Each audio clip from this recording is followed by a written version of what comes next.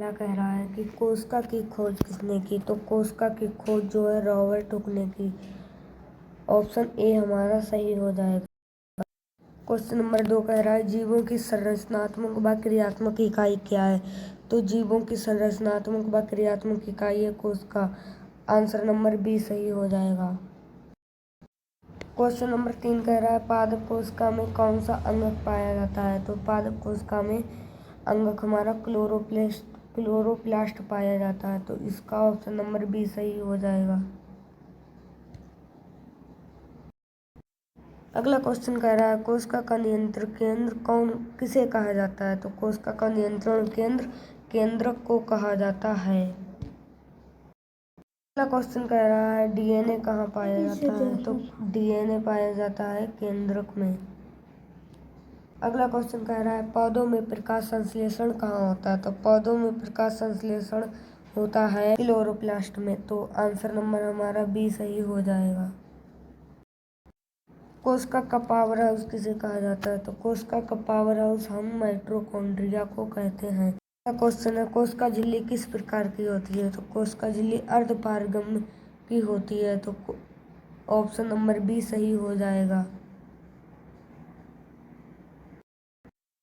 अगला क्वेश्चन कह रहा है पादप कोशिका में बड़ी रिक्तिका का क्या कार्य है, तो पादप कोशिका में बड़ी रिक्तिका का कार्य है पदार्थों का भंडारण करना है।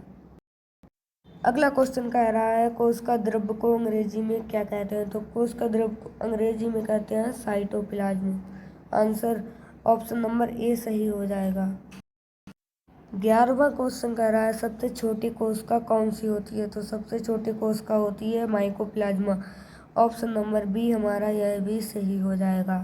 12वां क्वेश्चन कह रहा है मानव शरीर की सबसे लंबी कोशिका कौन सी होती है, तो मानव शरीर की सबसे लंबी कोशिका तंत्रिका कोशिका होती है। क्वेश्चन कह रहा है कोशिका सिद्धांत किसने दिया, तो कोशिका सिद्धांत स्लाइडन और स्वान ने दिया।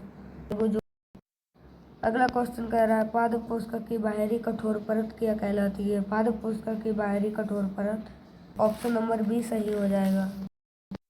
16वां क्वेश्चन कह रहा है लाइसोसोम को क्या कहा जाता है, तो लाइसोसोम को कोशिका की आत्मघाती तहली कहा जाता है। ऑप्शन नंबर बी हमारा सही हो जाएगा। अगला क्वेश्चन कह रहा है लाल रक्त कोशिकाओं का रंग किसके कारण हरा होता है, तो किसके कारण हीमोग्लोबिन के कारण हरा होता है।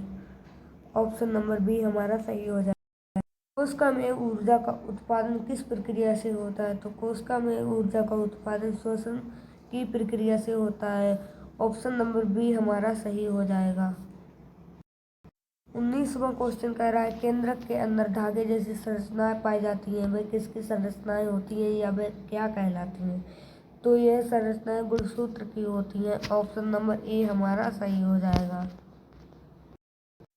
लास्ट यानी आखिरी क्वेश्चन हमारा कह रहा है अमीबा में भोजन ग्रहण करने की संरचना क्या होती है, तो इसमें संरचना जो पाई जाती है वह कूटपाद की संरचना होती है। ऑप्शन नंबर बी हमारा सही हो जाएगा।